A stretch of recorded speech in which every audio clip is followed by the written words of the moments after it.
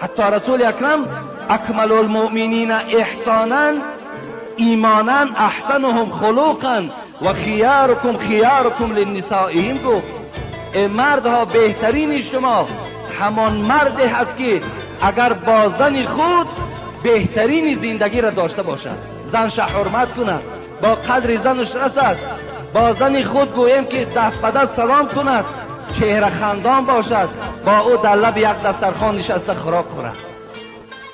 این بهترین مرد است.